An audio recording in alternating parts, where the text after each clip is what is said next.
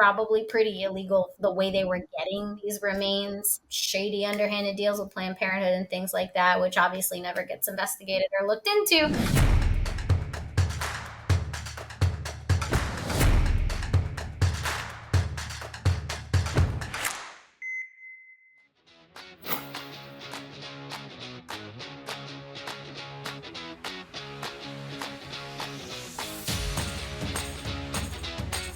Hey, thanks for joining us on this pro-life tour. Our journeys now take us to New York City, the home of 9 abortion facilities on Manhattan Island, 24 abortion facilities over on Long Island, and we are glad to be here to witness to the beauty of life, but also mourn the death of the thousands, if not millions, of lives who have been lost in New York City and surrounding areas since 1970.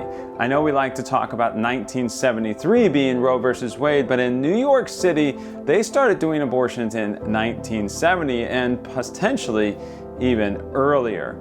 And so it's critically important for us to understand that this is the hotbed of abortions, what some have called the abortion capital of the United States. It's the home of the late Bernard Nathanson, who started many of the abortion facilities and promoted abortion up until late in his life, where he became pro-life and starred in the short film called The Silent Scream, where he was able to show on ultrasound technology an abortion that happened there in New York City.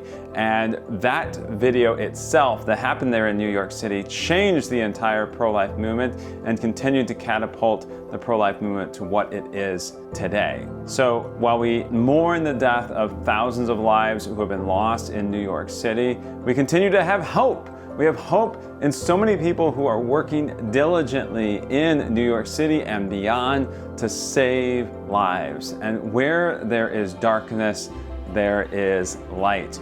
We are also disappointed that in New York City, the mayor has now announced that anyone can go to any public health facility and get abortion pills. Anyone who's anybody can go to New York City and get abortion pills at these health facilities, or over the phone, as they call nurses who then will distribute these abortion pills through the mail. That doesn't seem like genuine health.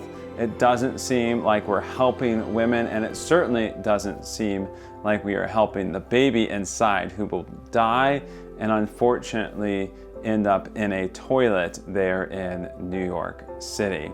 And so we mourn the death of the thousands of lives who will continue to be lost in New York City, and we continue to be fervent in our prayers and on our resolve to continue to bring an end to abortion, not just in the pro-life states, but also here in New York City and beyond.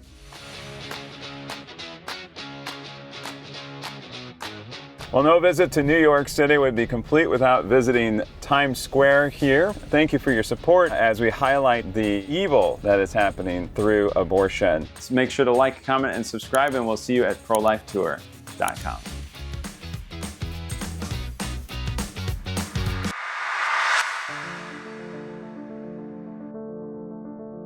Thanks for spending a little bit of time with us here today. Tell me what's going on in some of the other states that you're working in. Chemical abortion is going to be the future of abortions. The abortion industry is going to try and promote chemical abortion because that's going to be the easiest way for them to end as many lives as possible is through the abortion pills. They've been trying to push recently government funding chemical abortion on college campuses. So it isn't law right now, but it is something that has been introduced and strongly pushed by some of the legislators in Massachusetts. And actually the University of Massachusetts Amherst campus, which I think is probably one of their biggest campuses, they decided to do a little test run. At the end of last year, they started offering chemical abortions on campus at their campus health center. I think that we're going to see a lot of harm being done to women because of how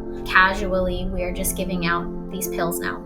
the dangers that the chemical abortion pill presents to women, especially when it's given just so thoughtlessly without having an ultrasound, without any of that. And now they just want to put it on college campuses for free. We spent a lot of time on campus trying to fight that. That's why we decided to start to put more of a focus on revealing the reality of chemical abortion. We even have a mini docu-series out as well called This is Chemical Abortion. In this docu-series, we shared a lot of anonymous stories, personal experiences, how painful it was, how scary it was, how they were lied to about the experience. We started to share those stories, how that first pill basically starves and kills the baby, and that second pill basically sends you into labor, which happens to women usually alone at home in their bathrooms with nobody there. When it comes to chemical abortion, Planned Parenthood says just don't look, just flush. That's one of the things that we should be concerned about, is the environmental effects of that. Right now, what we're focusing on is getting the state to defund the University of Pittsburgh. I don't know if you're familiar with some of the research that they were exposed for. Tell us a little bit about the research then. Yeah, so just a little bit. Just a little bit, just a PG version maybe, because it's pretty gross. They were exposed for the way that they were using fetal remains, so aborted babies, and it was very sketchy and probably pretty illegal the way they were getting these remains, just like shady underhanded deals with Planned Parenthood and things like that, which obviously never gets investigated or looked into. We know that the research branch of the University of Pittsburgh is actively doing this research, and we have been trying so hard to get them defunded, or at least to say, like, hey, don't do this research anymore if you want to be funded by our taxpayer dollars in Pennsylvania. At the very minimum, we don't want to be abusing the remains of aborted children. Students for Life is doing all kinds of different things. What is it that you want the listeners to hear? Yeah. Oh gosh.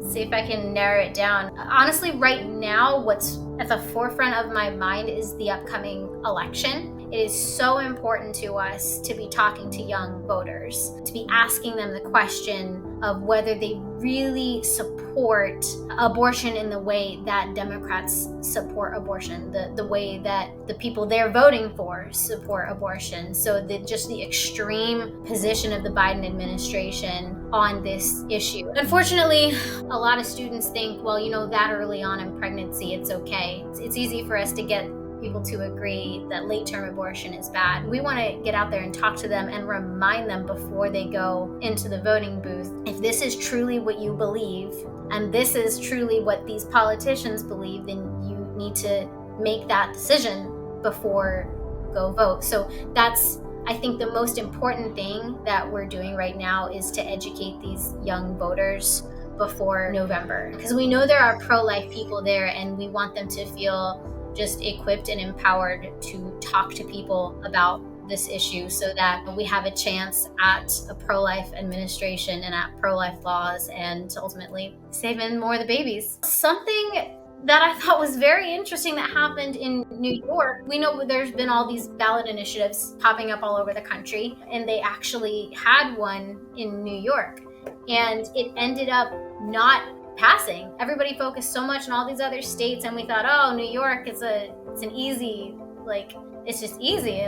They already have these laws. And so their ballot initiative to put the question of abortion, which, to be honest, in New York is so unnecessary because their laws are so pro-abortion anyway, but it actually failed. So that was an exciting thing to see, that they won't be having that question on the ballot in November.